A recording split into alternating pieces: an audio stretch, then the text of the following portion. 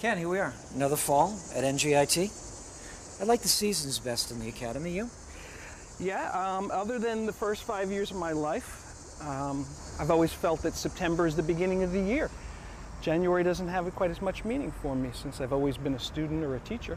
Yeah. Things have changed enormously in the academy, haven't they? Yes. I don't think we foresaw where we would be today or what we'd be doing, including what we're doing right now. Well, certainly we never saw the role that the computers would play. No. I think of the fact that when computers first came, I was teaching in a high school, and everyone was convinced that we were going to have to learn how to program. So I started to learn how to program in BASIC. And I kept thinking, this is not what we're going to do.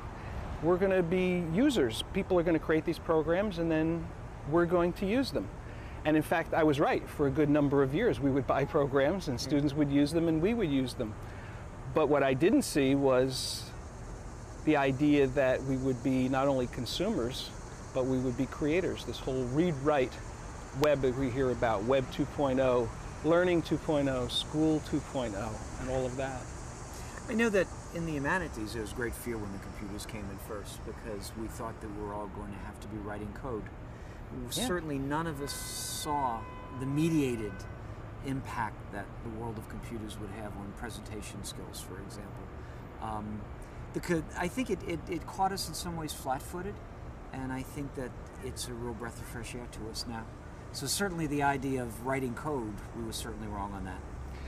Yeah, I think we were right about media. For example, people were very quick to embrace films and video in the 50s, 60s, 70s, and whatever format it came at us. And I had students that were making, video presentations instead of doing writing at that time.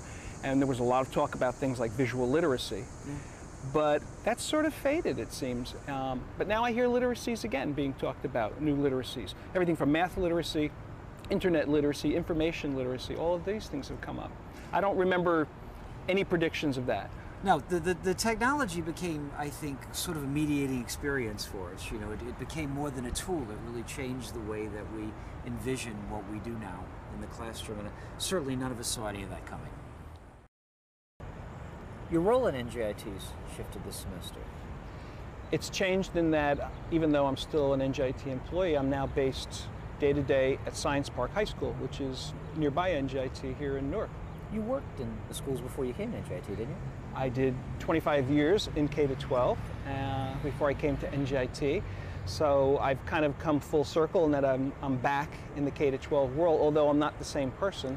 My experiences at NJIT have certainly changed the way I look at things. Do they call it K-12 anymore? There's some other term. K-20? Well, you'll hear the term K-20, this idea that it's one long continuum, that there's more interaction, at least desired, between the levels. I know part of my job is to make connections between the university and the high school and other universities here in Newark. People don't think of Newark sometimes as a college town, but we do have Rutgers Newark is here, and the University of Medicine and Dentistry of New Jersey is here, and NJIT, Essex County College, 2 law schools, so we are a college town. When you think about the differences, what's the rate of change in that K-12 system? I may be a little prejudiced, but I do think things change faster in K-12. That might be because it's easier to dictate policy in K-12. If you want to change a school or change a department, change its direction, change its approach, change the textbooks, that can be done with the stroke of a pen, basically. In the colleges, it doesn't happen. But I would say the colleges have a lot more freedom to change. There are so many restrictions on the K-12 world as far as protecting students' privacy, programs that they have to follow, like No Child Left Behind and that sort of thing, which, the freedom of college just can't be touched. The idea, I guess, in college of accountability is a little bit different, I imagine.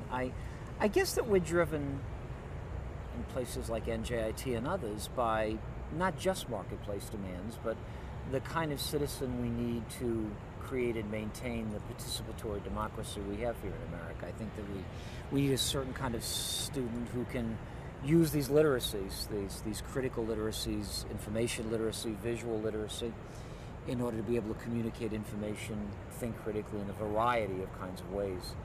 Well, it's interesting because the high school curriculum is still very much driven by what high schools think colleges want. Yeah. The AP exams are a great example of that. They're teaching what they think colleges want, and the AP course is supposed to be college-oriented. And of course, the middle schools are driven by what they think the high schools want, and the elementary schools are in some ways driven by what they think the middle schools and the high schools want.